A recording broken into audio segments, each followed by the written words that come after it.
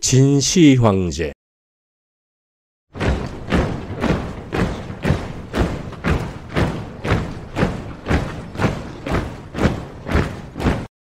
진시황제와 희대의 사기꾼들. 진시황제 무렵에 여러 가지 사회 현상을 설명하는 이론 가운데 가장 널리 쓰인 것이 음양오행설입니다. 음양설은 서로 대립하거나 반대되는 상반과 상호 의존과 보완되는 융합의 조화를 의미합니다.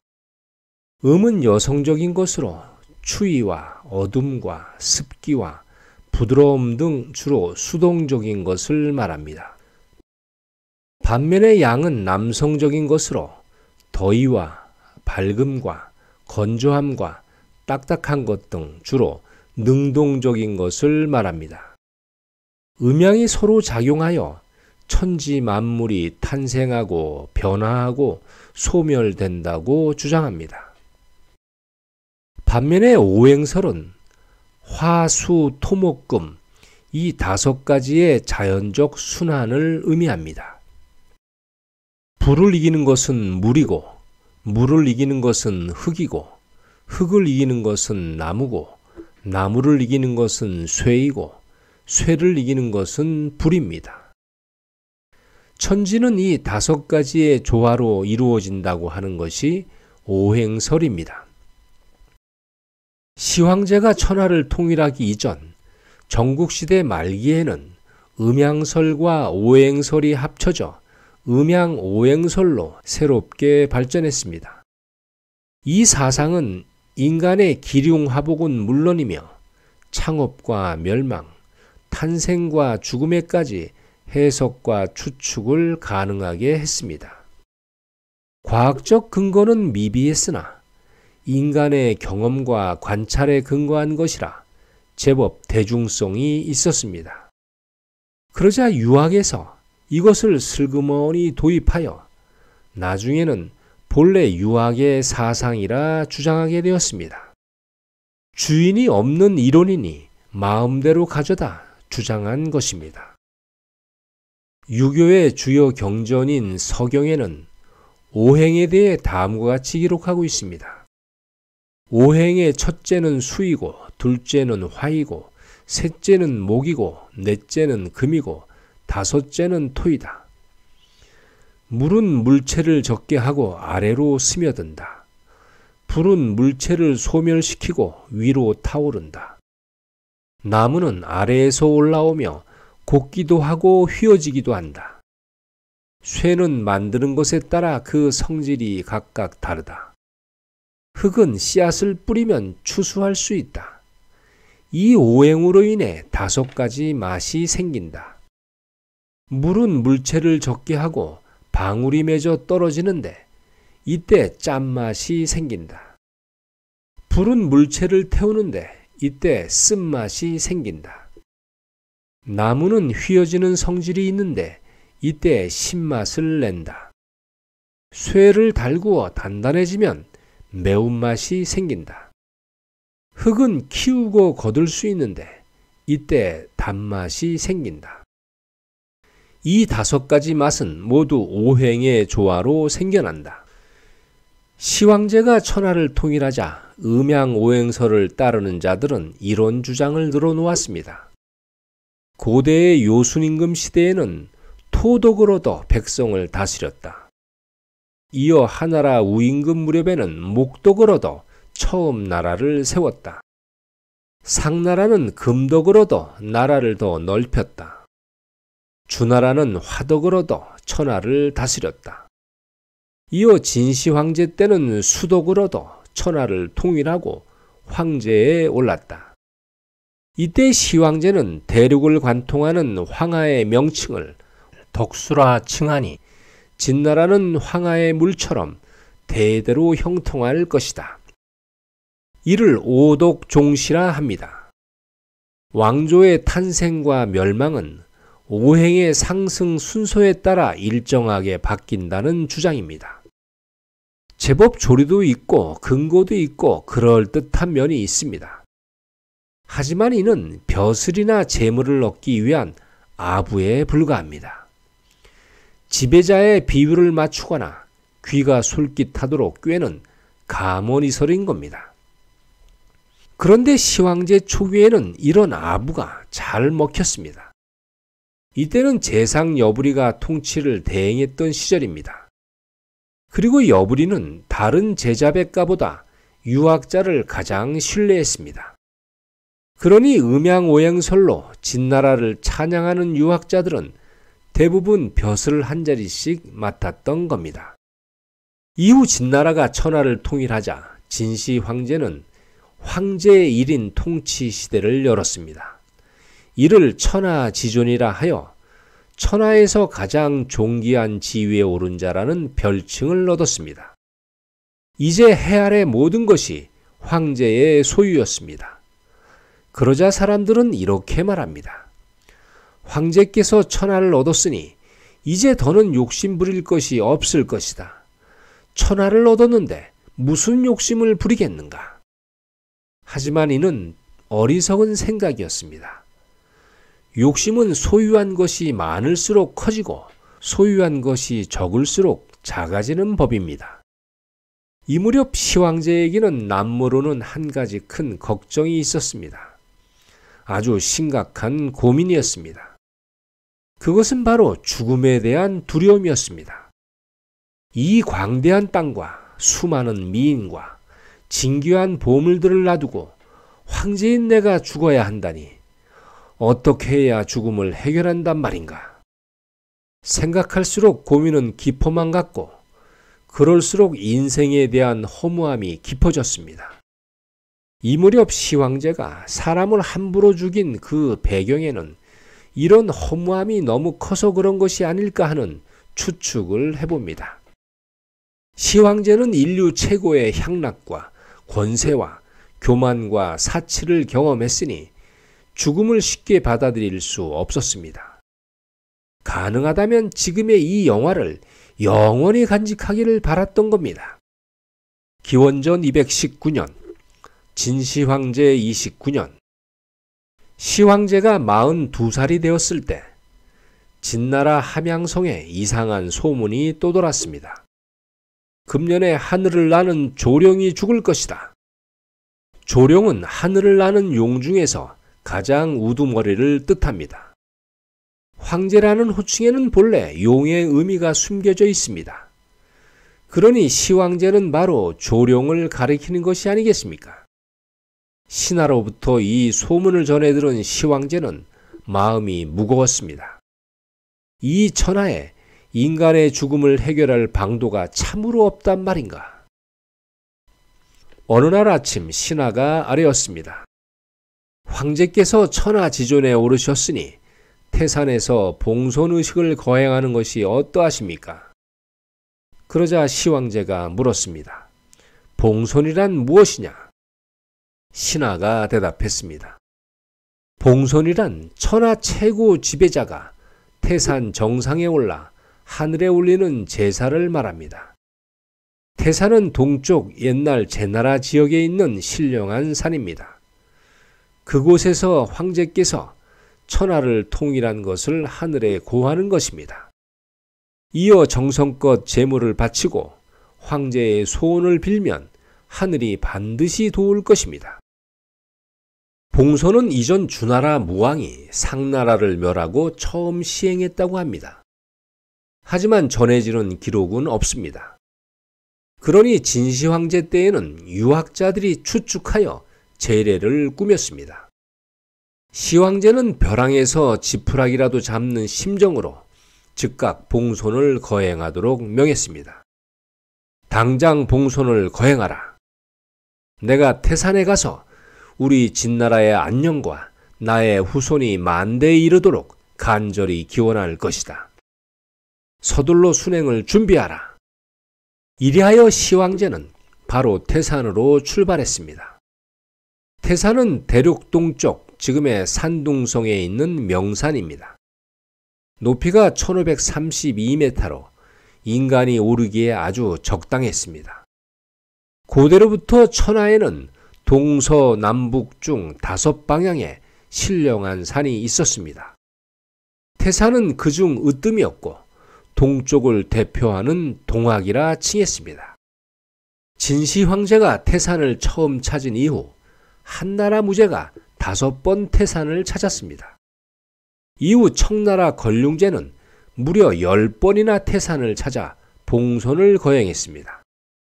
이로 인해 태산은 영험한 정기가 있다는 소문이 나돌았습니다. 백성들은 이를 건강과 회춘으로 받아들였습니다. 그러자 제법 그럴듯한 소문이 전해졌습니다. 태산에 한 번 오를 때마다 10년씩 젊어진다. 이 소문이 퍼지자 사람들은 누구나 태산을 오르는 것이 평생의 수건이 되었습니다. 이를 계기로 영생불사를 쫓는 순례자들도 생겼습니다.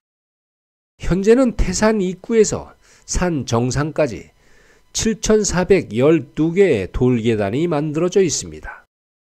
그러니 계단을 오르는 것도 만만치 않은 겁니다.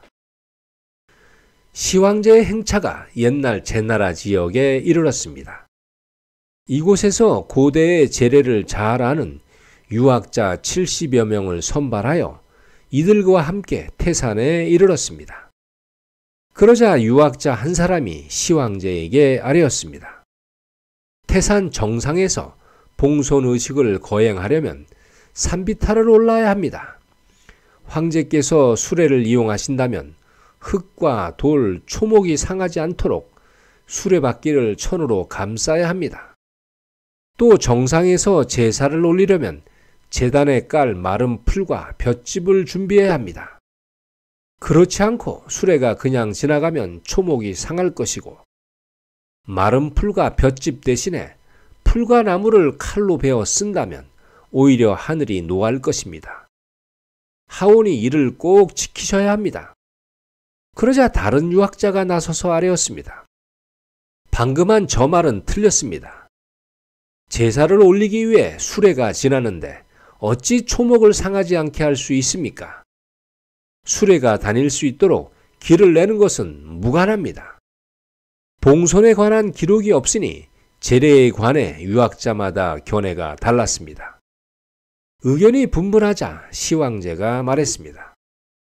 절차와 형식이 이처럼 서로 다르니 어찌 봉손을 올릴 수 있겠는가? 황제인 내가 결정하겠다. 정상까지 길을 내어 수레가 다닐 수 있도록 하라. 그러자 유학자들이 더는 말하지 못하고 시황제의 명령에 따랐습니다. 시황제는 수레를 탄 채로 남쪽 길을 따라 정상으로 향했습니다. 그런데 산 중턱에 이르렀을 때 뜻하지 않은 거센 폭풍우를 만났습니다. 올라올 때는 맑고 쾌청한 날씨였는데 벼랑간 바람이 불고 먹구름이 몰려와 큰 비를 뿌렸던 겁니다. 시황제는 어쩔 수 없이 큰 소나무 밑에서 비를 피했습니다. 이때 유학자들이 소곤소곤 시황제를 조롱했습니다. 우리가 말한 대로 황제가 따르지 않았으니 하늘이 노한 것이다. 한참 후에 비가 그쳤습니다. 그리고 언제 그랬냐는 듯이 하늘이 맑게 개었습니다. 이때 시황제가 신하에게 명했습니다. 우리가 큰 비를 피할 수 있었던 것은 이 소나무 덕분이다. 그러니 이 소나무에게 고마움의 표시로 오대부 지규의 벼슬을 내리노라.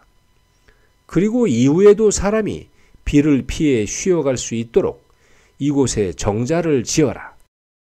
정자의 이름은 오대부 소나무의 쉼터라는 뜻의 오송종이라 하라. 이렇게 해서 드디어 시황제가 태산 정상에 올랐습니다. 그리고 정성껏 봉손을 올렸습니다. 진나라 시황제가 천하를 통일하여 이에 하늘에 고합니다. 부디 진나라가 만세에 이르도록 구보 살펴 주십시오. 그리고 시황제는 천하를 다스린 후에 신선이 되어 영생불사하도록 해주십시오. 이 봉손에는 이전 주나라 시대의 제사의식을 많이 따랐습니다. 하지만 시황제의 봉손의식이 어떻게 진행되었으며 어떤 절차를 갖추었는지 알려진 것이 없습니다. 이는 하늘에 고하는 것이라 함부로 밝힐 수 없어 비밀에 붙인 것입니다. 그러니 세상에 그 기록을 남기지도 않았고 봉손을 목격한 이들도 말한 바가 없으니 후세 사람들은 봉손에 관해 아는 이가 아무도 없었습니다. 시황제는 봉손을 마치자 북쪽 길로 하산했습니다. 내려와서는 땅의 신 지신에게 제사를 올렸습니다. 이는 진나라 함양으로 무사히 돌아가도록 소원을 빈 것입니다. 시황제가 봉손을 마치고 잠시 제나라 지역에 머무를 때였습니다. 이때 제나라 출신의 서복이라는 자가 시황제를 뵙고자 했습니다. 드디어 천하 제일 사기꾼 서복이 역사에 등장한 겁니다. 며칠 전 서복은 봉손에 참여한 어느 유학자로부터 시황제에 관한 이야기를 들었습니다. 시황제는 영생불사하는 신선이 되기를 간절히 소원했다오. 서복은 이 말을 듣자 순간 머리를 스치는 대단한 계략이 떠올랐습니다. 이는 억만금을 얻을 수 있는 절호의 기회가 아닌가. 본래 서복은 도교의 방사로 불로 불사를 추구하는 신선의 도를 닦는 자였습니다. 서복이 시황제에게 아뢰었습니다. 고대로부터 전해오기를 하늘과 땅 사이에는 영원히 죽지 않는 신선이 존재한다고 합니다. 알려진 바로는 동쪽 바다 멀리 신선들만 사는 세 곳의 산 삼신산이 있습니다. 이는 복례산과 방장산과 영주산을 말합니다. 소인이 이전에 배를 타고 멀리 갔는데 우연히 복례산에 내린 적이 있었습니다. 그곳에서 한 신선을 만났는데 그분께서 말씀하시길 복례산에는 신비로운 영약이 자라는데 이를 먹으면 사람도 죽지 않고 신선이 된다고 했습니다. 시황제께서 혹시 신선을 동경하신다면 소인이 그 신선의 영약을 구해 오겠습니다. 시황제가 이 말을 듣자 그만 눈이 크게 떠졌습니다. 자신이 그토록 원했던 영생불사하는 신선, 그 신선이 될 수 있는 천하의 영약을 서복이 구할 수 있다니 어찌 놀라지 않았겠습니까? 아니, 너무 기뻐서 놀랄 지경이었을 겁니다. 시황제가 말했습니다. 정말로 그대가 신선이 되는 그 영약을 구해올 수 있겠는가? 이에 서복이 아뢰었습니다. 사람은 누구나 죽음을 피할 수 없습니다. 하지만 복례산의 영약을 얻을 수 있다면 황제께서는 신선이 되어 영생불사하실 겁니다. 하지만 신선은 병기를 가진 병사나 의심을 가진 사람이 나타나면 모습을 보이지 않습니다.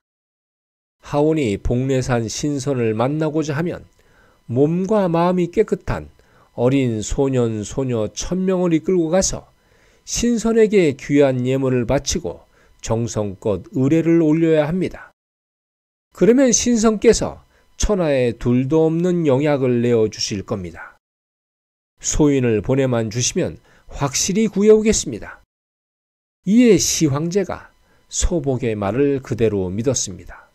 신하들에게 묻지도 않았으니 서복의 말에 깊이 매료되었던 겁니다. 어쩌면 최면에 걸렸다고 해야 할 겁니다. 이는 너무도 신선을 동경했기 때문입니다. 시황제가 즉각 서복의 요청대로 1000명의 동남 동녀와 천하의 귀한 보물과 만금의 거액을 주며 말했습니다. 너는 가서 반드시 영약을 구해와야 한다. 그러면 높은 벼슬과 많은 재물을 하사할 것이다. 그렇게 서복은 말 한마디로 시황제를 설득하여 1000명의 동남 동녀와 자신의 부하와 식소를 이끌고 동해 멀리 삼신산으로 떠났습니다. 배가 출항할 때 그 규모가 말할 수 없이 굉장했습니다. 진나라의 크고 좋은 배는 모두 총동원했습니다. 당시 진나라의 재상이라도 엄두도 못 낼 그런 특별한 대우였습니다. 서복이 대규모 일행을 이끌고 동해로 떠났습니다. 그리고 몇 달이 지났습니다. 하지만 아무런 연락이 없었습니다. 시황제가 동해로 몇 차례나 배를 보내 시찰했으나 서복과 관련된 소식은 없었습니다. 1년이 지나도 서복에게서 아무런 소식이 없었습니다. 시황제는 불안했습니다. 이놈이 복례산의 영약을 구해와야 할 텐데 어찌 이리도 소식이 없단 말인가. 이때만 해도 시황제는 서복이 사기꾼이라는 걸 눈치채지 못했습니다. 여전히 영생불사를 간절히 염원했기 때문입니다. 기다리다 지친 시황제가 신하에게 명했습니다. 당장 군대를 풀어 서복이 떠난 곳을 알아내라. 하지만 군대가 망망대해에 이르러 사방을 살펴보아도 아무런 단서를 찾을 수 없었습니다. 서복이 떠난 곳을 아무도 알지 못했으니 말입니다. 떠도는 소문에 의하면 서복이 바다를 항해하는 도중에 큰 물고기를 만나 앞으로 나아가지 못했습니다. 그래서 다시 돌아와 병사를 지원받았습니다. 병사들이 항해를 막고 있는 큰 물고기를 활과 창으로 무찌른 후에야 서복 일행이 동쪽으로 떠날 수 있었습니다. 서복은 한참을 항해한 후에 바다 위에 큰 섬을 발견했습니다. 일행들은 그곳이 신선이 사는 삼신산이라 믿었습니다. 하지만 그곳에는 신선이 없었습니다. 사람조차 살지 않는 무인도였습니다. 서복은 이 섬에 정착하여 자신만의 왕국을 세워 왕이 되었다고 합니다. 신선의 영약을 구한다는 것은 시황제를 속이기 위한 교묘한 속임수였습니다. 시황제는 몇 년을 기다려도 서복의 소식이 없자 마침내 자신이 속은 것을 알았습니다. 서복을 잡아오는 자에게는 그 누구라도 큰 상을 내리겠다. 그러자 이번에는 또 다른 사기꾼들이 등장했습니다. 서복은 본래 신선과 영약을 떠들어대는 사기꾼입니다. 소인이 서복이 간 곳을 알고 있습니다. 그곳은 발해 바다에서 얼마 떨어지지 않은 섬입니다. 하오니 소인을 보내주시면 확실히 붙잡아 오겠습니다. 그러자 시황제가 이 말을 그대로 믿고 병사와 배와 많은 물품을 지원해 주었습니다. 하지만 이렇게 떠난 자 또한 연락이 없었습니다. 서복을 잡으러 간 자가 수십 명이라고 하니 이는 시황제가 영생불사에 빠져 이성을 상실했던 겁니다. 한번 미신에 빠지게 되면 더 큰 미신에 빠지는 법입니다. 점집에 점보러 갔다가 나중에는 자신의 인생과 재산을 다 빼앗기고 나오는 것과 같습니다. 어찌 점집뿐이겠습니까? 종교에 빠지거나 미신에 빠지면 가족과 재산과 목숨 등 모든 것을 잃게 됩니다. 그러니 없는 것을 있는 것처럼 말하는 자와 보이지 않는 것을 보이는 것처럼 말하는 자를 조심해야 합니다. 그들이 바로 사기꾼입니다. 또 내가 모르는 사람이 나에게 분수에 넘치는 호의를 베풀면 바로 도망쳐야 합니다. 그는 당신의 목숨과 재산을 노리는 자이지 당신에게 온종을 베푸는 자가 결코 아닙니다. 영거포 사기꾼에게 당한 시황제는 극도로 화가 치밀었습니다. 그런 가운데 함양성 뒷골목에는 이상한 소문이 돌았습니다. 시황제에게 영생불사를 교묘히 말하면 서복처럼 한몫 크게 건질 수 있다네. 이번에는 연나라 출신의 도교 방사인 노생이라는 자가 나타나 아뢰었습니다. 소인이 신선이 산다는 방장산에 가서 선약을 구해오겠습니다. 소인에게는 서복처럼 그런 많은 재물이 필요하지 않습니다. 그저 신선에게 전달할 황제의 작은 정성만 있으면 그만입니다. 시황제가 이 말을 듣자 노생에게 믿음을 갖게 되었습니다. 이놈 봐라. 다른 놈들은 내게 많은 재물을 원하는데 전혀 그렇지 않구나. 그러면서 시황제는 혹시라도 신선에게 작은 예물을 바치면 영약을 구하지 못할 것 같다는 생각이 들었습니다. 그래서 노생에게도 많은 것을 지원해 주었습니다. 노생은 출발하기 전에 시황제에게 이렇게 아뢰었습니다. 황제께서는 소인이 출발하면 그때부터 진인으로 부르십시오. 진인은 신선을 뜻합니다. 진인은 물에 빠져도 젖지 않고 불에 들어가도 타지 않고 구름을 타고 천지를 날아다니며 영원히 죽지 않습니다. 신선들은 세상의 직책인 황제를 알지 못합니다. 하오니 꼭 진인이라 칭하셔야 합니다. 소인 또한 신선을 만나면 황제를 진나라의 진인이라 할 것입니다. 이에 시황제가 노생이 출항하자 바로 자신의 호칭을 진인으로 바꾸었습니다. 짐이라는 자칭이 진인이 된 것입니다. 그런데 노생은 배를 타고 항해하다가 같은 사기꾼 무리에게 버림을 받아 그만 중도에 돌아오게 되었습니다. 시황제를 다시 찾아가 교묘한 사기극을 벌였습니다. 시황제는 노생이 돌아왔다는 말에 서둘러 불렀습니다. 그래, 영약을 구해왔느냐? 노생이 대답했습니다. 소인이 방장산에 이르렀을 때 한 신선을 만났습니다. 그에게 영약을 구하고자 아뢰었는데 그분은 마침 천상 성계의 일이 있어 소인 일행이 모두 지켜보는 가운데 하늘로 비상했습니다. 그래서 바로 눈앞에서 영약을 구하지 못하게 되었습니다. 그런데 신선이 비상하면서 작은 도록을 하나 제 앞에 떨어뜨렸습니다. 이는 인간의 길흉 화복을 적은 것입니다. 그 가운데 이상한 글자가 하나 있었습니다. 진나라를 망하게 할 자는 호이다. 소인이 이를 알려드리고자 급히 돌아온 것입니다. 시황제는 영약을 얻지 못내 아쉬웠습니다. 하지만 노생이 북쪽 흉노의 침입을 예언하였기에 죄를 묻지 않았습니다. 즉시 장군 몽염에게 30만 대군을 주어 북쪽 흉노를 방어하도록 했습니다. 그리고 다시 노생을 불렀습니다. 너는 다시 가서 이번에는 틀림없이 영약을 구해오너라. 하고는 이전과 똑같이 지원해 주었습니다. 노생은 배를 타고 떠난 후에 다시는 돌아오지 않았습니다. 시황제 때에 가장 많은 재물을 얻은 사기꾼은 서복입니다. 그 다음으로 노생이었습니다. 서복은 한 번 속임수로 큰 부를 얻었으니 사기꾼 가운데 단연코 으뜸이라 하겠습니다.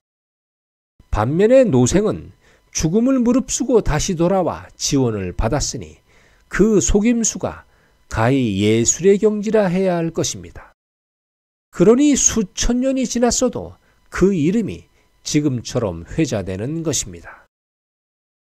기원전 212년 진시황제 35년 시황제는 노생이 떠나면서 알려준 말을 기억하고 있었습니다. 소인이 영약을 구해올 때까지 황제께서는 악귀를 피해야 합니다. 이는 몸의 부종을 예방하는 것입니다.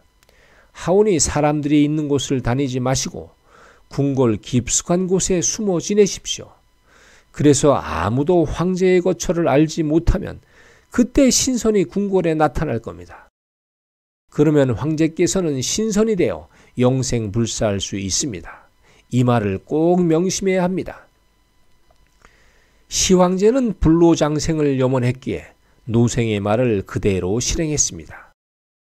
이어 신하들에게 명했습니다.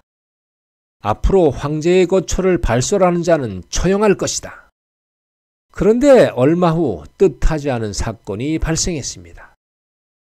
시황제가 행궁 높은 정각에서 멀리 바라보고 있었습니다. 그때 웅장한 행렬이 나타났습니다.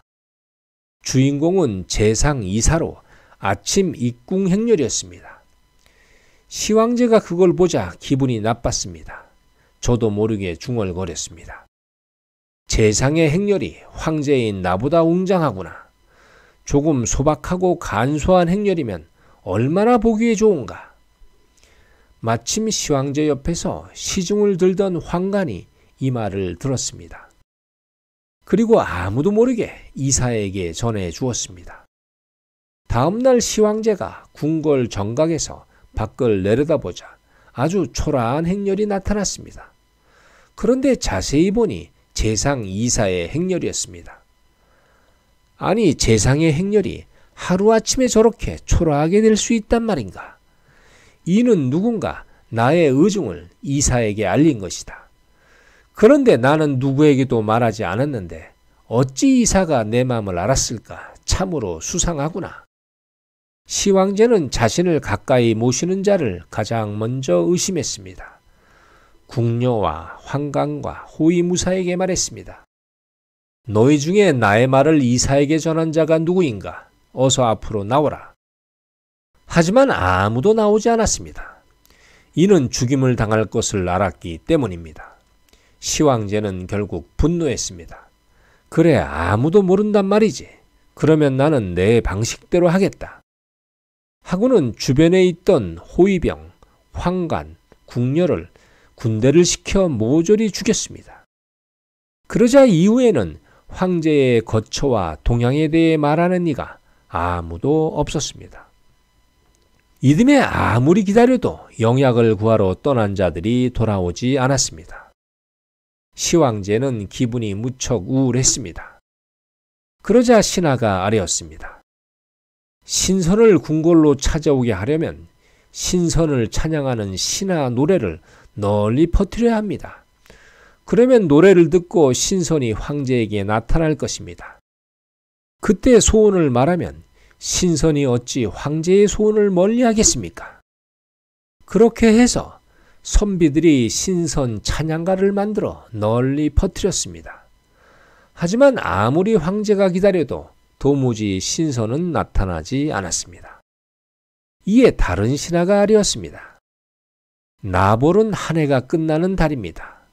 이때는 조상에게 제사를 올리기 위해 사냥을 한다고 해서 나비라 한 것입니다. 이는 짐승을 죽여 제물로 바치는 것이니 신선이 어찌 좋아하겠습니까? 도리어 멀리할 것입니다. 하오니 나볼을 가평으로 정정해야 합니다. 가평은 살아있는 것을 죽이지 않으니 기쁨이라는 뜻입니다. 그러면 신선이 황제의 정성을 받아들여 나타날 것이 아니겠습니까? 시황제가 이에 따라 나볼을 가평으로 바꾸었습니다. 이는 황제가 미신에 빠지자 신하들까지도 미신을 들먹인 겁니다. 이제 진나라 조정에는 신선을 찬양하고 신선을 추앙하는 이들로 가득했습니다. 미신이 나라 전체에 스며든 것입니다. 사기꾼들이 판치는 세상이 되었다고 해야 할 것입니다. 그러면 고대 신선에 관한 이야기를 잠시 하도록 하겠습니다. 시황제가 영생불사를 추구하자 유학자들은 이렇게 말했습니다. 세상에 죽지 않는 사람이 어디 있느냐? 시황제는 참으로 천하의 바보로다.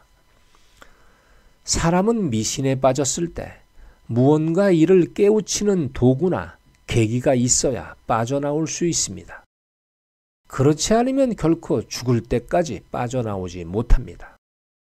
첫 번째는 책에서 도움을 받을 수 있습니다. 하지만 당시에는 책을 구하기가 아주 어려웠습니다. 또 책을 구했다고 해도 그 어려운 한자를 알기가 쉽지 않았습니다.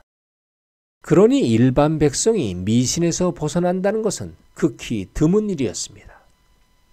두 번째는 경험자의 조언을 얻으면 정신을 차릴 수 있습니다. 하지만 이는 받아들이는 마음이 없으면 불가능한 일입니다. 미신에 빠진 사람들은 똥꼬집이 보통이 아닙니다. 조금도 자신의 주장을 굽히지 않습니다. 말도 안 되고 논리도 없으면서 우격다짐으로 고집을 피웁니다. 그러니 말로 설득한다는 것은 불가능에 가까운 일입니다. 마지막으로 미신에서 벗어나는 계기는 모든 재산을 잃고 가족을 잃은 후에야 정신을 차린다는 겁니다.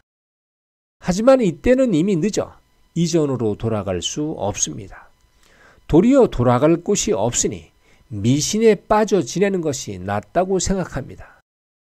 그렇게 해서 결국은 일생을 망치고 마는 것입니다. 미신은 나를 잃고 남의 주장대로 사는 것을 말합니다. 이성의 판단이 뚫고 들어갈 조금의 틈도 없는 암흑 상태를 말합니다. 그래도 자기 혼자 망하면 다행입니다. 미신이 광폭해지면 부모와 자식과 아내와 남편과 형제와 친구 모두를 망하게 합니다. 가진 재산과 몸까지 모두 갖다 바치기 때문입니다.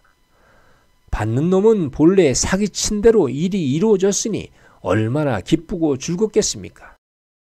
말만 하면 재물과 몸을 갖다 바치니 말입니다. 그래서 사기꾼은 남의 이익을 힘들이지 않고 내 이익으로 만드는 것을 말합니다. 한나라 때 유향이 편찬한 열선전에는 고대로부터 전해져 오는 신선의 이야기가 수록되어 있습니다. 그중 서복의 뒷이야기가 다음과 같이 기록되어 있습니다. 기원전 210년 진시황제 37년 동해 복례산에 영약을 구하러 떠난 서복이 돌아왔습니다. 시황제가 그를 보자 너무 반가웠습니다. 이에 서복이 아뢰었습니다. 소인이 삼신산 바다에 이르렀을 때 조각배를 타고 한가로이 낚시하는 신선을 만났습니다. 소인이 신선에게 황제의 명을 받고 영약을 찾으러 왔다고 하자 신선이 소인에게 말했습니다. 복례산에 들어가면 그 영약을 찾을 수 있다네. 이어 소인이 물었습니다. 그러면 영약을 찾으려면 무슨 예물을 바쳐야 합니까? 이에 신선이 말하기를 세상에 100가지 기술을 가진 장인 100명을 바치면 영약을 구할 수 있을 거네. 그래서 소인은 모르는 척하고 뱃머리를 돌려 몰래 복례산으로 들어가고자 했습니다. 그런데 배를 육지에 대려고 했는데 갑자기 크고 사나운 물고기들이 수없이 나타나 배의 진입을 막았습니다. 그때 신선이 큰 소리로 말하기를 100가지 재주를 가진 기술자 100명을 보내지 않으면 복례산을 들어가지 못한다고 말했습니다. 거기서 며칠을 기다려도 물고기들이 사라지지 않았습니다. 그래서 어쩔 수 없이 돌아오게 된 것입니다. 하오니 물고기를 사냥할 수 있는 병사를 지원해 주시고 100명의 기술자를 예물로 바치게 해 주십시오. 그러면 바로 황제께서 원하시는 영약을 구할 수 있습니다. 시황제는 바로 대답하지 않았습니다. 이번에도 속을 것 같았기 때문입니다. 내일 결정할 것이니 오늘은 쉬어라. 그런데 그날 밤 시황제가 꿈을 꾸었습니다. 큰 물결이 치는 바다 한가운데서 바다의 신과 멱살을 잡고 싸우는 꿈이었습니다. 시종이 잠을 깨우는 바람에 시황제가 꿈에서 깨었습니다. 너무도 무섭고 놀라서 신하를 불러 해몽하도록 했습니다. 이에 신하가 아뢰었습니다. 황제의 의지를 가로막는 일은 어떤 것도 용납되지 않습니다. 하오니 바다의 신은 악귀라 할 수 있습니다. 악귀가 황제의 멱살을 잡았다는 것은 복례산에서 영약을 구할 수 없도록 방해하는 것입니다. 하오니 악귀를 제거하면 황제께서는 영약을 얻을 수 있을 겁니다. 이는 서복이 이전에는 혼자 사기극을 연출했다면 이번에는 조종신하들을 매수하여 단체로 황제를 속인 것입니다. 시황제가 급한 마음에 서복의 요구를 다 들어주었고 직접 서복을 따라 복례산으로 향했습니다. 육지에 배를 대려고 할 때 과연 많은 물고기가 나타나 길을 막았습니다. 시황제가 명하자 병사들이 활로 모두 쏘아 죽였습니다. 이어 서복이 많은 재물과 100명의 기술자를 내리도록 했습니다. 그때 시황제가 따라 내리려 했습니다. 그러자 서복이 아뢰었습니다. 황제께서 같이 가시면 신선이 사라질 것이고 영약 또한 찾을 수가 없습니다. 이는 신선이 황제를 두려워하기 때문입니다. 하오니 소인이 가서 신선을 만나 예물을 바치고 영약을 꼭 구해오겠습니다. 시황제는 자신이 나서면 신선이 사라지고 영약도 구하지 못할 것이라는 말에 멈칫했습니다. 여기까지 와서 일을 망칠 수 없다고 생각하여 서복에게 모든 걸 맡겼습니다. 그런데 서복은 100명의 기술자를 데리고 복례산으로 들어가서는 다시는 돌아오지 않았습니다. 시황제는 비로소 자신이 철저히 속았다는 것을 알았습니다. 이때부터 도교의 방사라면 찢어 죽일 놈이라고 생각했습니다. 시황제가 영생불사의 염원에 빠져 있으니 신하들도 감히 서복을 고발하지 못했던 겁니다. 이는 어찌 보면 서복이 신하들을 매수한 것이 아닌가 하는 생각을 갖게 합니다. 지금으로 치면 국가 지도자를 농락한 거대한 정치 사건이라 할 수 있습니다. 그런데 이보다 더 웃긴 이야기는 진나라의 많은 학자가 서복을 동경하여 그가 과연 어디로 갔을까를 연구했다는 사실입니다. 분서갱유가 실행되었을 때 도교와 관련된 많은 학자들이 죽었습니다. 이는 서복을 비롯한 도교 출신들이 시황제를 속였기 때문입니다. 시황제는 분노하여 이렇게 말했습니다. 서복은 억만금을 가지고 가서 소식이 없다. 노생도 다르지 않다. 이는 진나라를 능멸한 것이며 황제를 우롱한 것이다. 도무지 용서할 수 없다. 어느 겨울 하루는 도교 지도자 방사 700명을 궁궐로 불렀습니다. 형식은 시황제가 이들을 격려하는 자리였습니다. 시황제가 말했습니다. 이렇게 추운 겨울인데 여산 지역에는 오이가 잘 자란다고 한다. 이게 도대체 무슨 일인가? 그대들이 가서 보고 그 해답을 찾으라.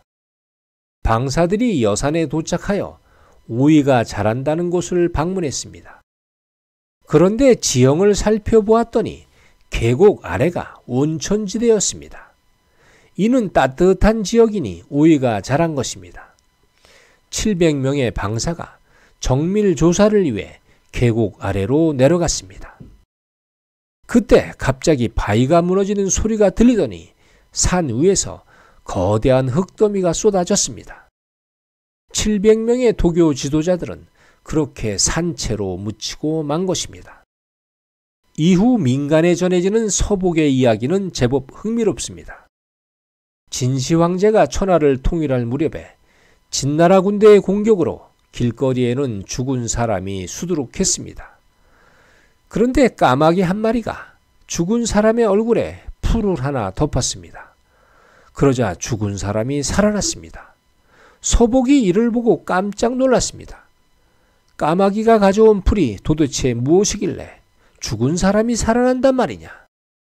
서복이 이 풀을 가지고 가서 주나라 귀곡 선생에게 물었습니다. 귀곡 선생이 말했습니다.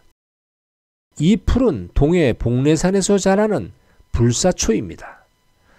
전설에는 양신지라고 합니다.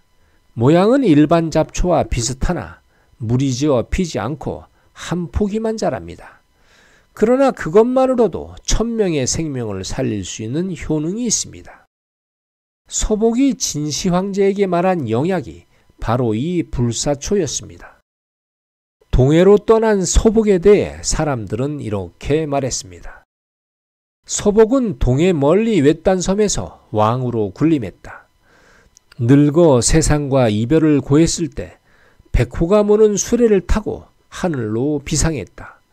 이때부터 서복은 득도에서 복례산의 신선이 되었다. 당나라 무렵에 한 선비가 몸이 마르고 피부가 검게 변하는 병을 앓았습니다. 당시 유명한 의사가 아무리 애를 써도 치료법을 알지 못했습니다. 선비는 오랜 세월 벼슬을 얻고자 공부했으나 매번 낙방하고 말았습니다. 그러니 먹고 살기는 더욱 어려워졌고 공부는 나날이 힘이 들었습니다. 그런데 뜻하지 않게 불치병에 걸려 죽음을 앞두게 된 것입니다. 하루는 지나가는 노인이 선비를 동정하여 말했습니다. 그런 몸을 하고 어찌 오래 살겠는가? 동해바다 멀리 복례산을 찾아가시오. 그곳에서 서복을 만나면 병을 고칠 것이요. 그렇지 않으면 그대는 올해를 넘기지 못할 것이요. 다음날 선비가 죽기 아니면 까무러치기로 일어서서 배를 타고 동해로 떠났습니다. 보름 동안 죽을 고생을 하고서야 겨우 복례산에 도착했습니다. 마침 해안가에는 많은 사람이 있었습니다. 그들은 어느 한 사람을 둘러싸며 앉아 있었습니다. 마침 한 부인이 바닷가에서 약초를 싣고 올라오고 있었습니다. 선비가 손가락을 가리키며 부인에게 물었습니다. 저 가운데 있는 분은 누구십니까? 부인이 대답했습니다. 가운데 계신 분은 서복 어른입니다. 선비가 물었습니다. 서복이 누구입니까? 그러자 부인이 말했습니다. 그대는 어찌 진시 황제를 교묘히 속인 서복을 모른단 말이오? 그러자 선비가 탄성을 지르며 말했습니다. 아, 그 서복이요. 저도 압니다. 선비가 서복에게 절을 하고 치료를 청했습니다. 서복이 말했습니다. 그대는 용감하게도 여기까지 왔으니 이제 곧 살 것이다. 치료받기 전에 작은 그릇에 밥이 나왔는데 선비는 너무 양이 적어 불평을 했습니다. 그러자 서복이 말했습니다. 그것을 다 먹으면 또 줄 것이지만 아마 다 먹지 못할 것이요. 선비가 연이어 밥을 삼켰는데 밥은 조금도 줄지 않았습니다. 이어 작은 술잔에 담긴 술을 마셨습니다. 그런데 아무리 마셔도 양이 줄지 않았습니다. 선비는 곧 취해서 잠이 들었습니다. 다음날 아침 서복이 선비에게 검은 약 여러 알을 먹게 했습니다. 선비가 약을 다 먹자 검은 설사를 여러 번 하였습니다. 그리고 이내 몸이 시원해졌습니다. 선비는 여러 번 절을 하며 감사를 표했습니다. 그리고 은혜에 보답하고자 서복을 섬길 것을 청했습니다. 그러자 서복이 말했습니다. 그대에게는 벼슬이 기다리고 있어. 내일 동풍이 불 것이니 바로 돌아가시오. 하고는 서복이 약 한 자루를 주면서 말했습니다. 돌아가거든 이 약을 임금에게 헌상하시오. 그러면 그대가 그토록 원했던 벼슬을 얻을 것이요. 선비가 돌아와 이 약을 당나라 현종에게 바쳤습니다. 마침 현종이 병을 앓고 있었는데 이 선비의 도움으로 병을 깨끗이 치료받게 되었습니다. 현종이 병이 낫자 선비에게 벼슬을 내렸습니다. 이후 선비는 두고두고 서복의 은혜를 잊지 않았다고 합니다. 동진 출신의 가롱이라는 학자가 신선전이라는 책을 편찬했습니다. 이 책은 고대로부터 전해져 온 신선의 행적을 기록한 것입니다. 신선은 맑고 밝은 돌을 닦아 자연에 응거하며 영원히 죽지 않는 상상의 사람을 말합니다. 이는 전쟁이 치열했던 전국시대에 처음 나타났습니다. 장자에는 신인 또는 진인이라 칭합니다. 신화와 전설을 기록한 산해경에는 팽조라는 인물이 불로 장생했다는 고사가 나옵니다. 전욱은 오제 시대의 두 번째 제왕입니다. 그의 후손 중에 팽조라는 아주 오래 장수한 인물이 있었습니다. 전설에 따르면 요순 시대부터 주나라 초기까지 대략 800년을 살았다고 합니다. 팽조가 이렇게 오래 살았던 이유는 뛰어난 요리사였기 때문입니다. 그는 음식 솜씨가 좋아 특별히 맛있는 꽁탕을 잘 끓였습니다. 하루는 팽조가 정성을 다해 만든 꽁탕을 하늘의 천재께 바쳤습니다. 천재가 꽁탕을 맛보더니 그만 감탄하고 말았습니다. 그 맛에 반하여 너무 기분이 좋았습니다. 팽조에게 말했습니다. 이렇게 맛있는 음식을 먹을 줄 몰랐다. 내 기분도 좋고 하여 그대에게 800년의 수명을 하사하겠다. 그런데 팽조는 800살이 되어 죽을 때 이렇게 말했습니다. 나는 더 살고 싶은데 이제 그럴 수가 없구나. 이대로 죽으면 너무 젊은 나이에 죽는 것이 아닌가. 유향이 편천한 열선전에는 신선이 되는 가장 으뜸은 행선적덕이라 했습니다. 선을 행하고 덕을 쌓는 것을 말합니다. 이는 가난한 사람을 도와주고 병자를 치료해주고 함부로 동물을 죽이지 않는 것을 말합니다. 신선의 도술은 초월적인 능력으로 묘사됩니다.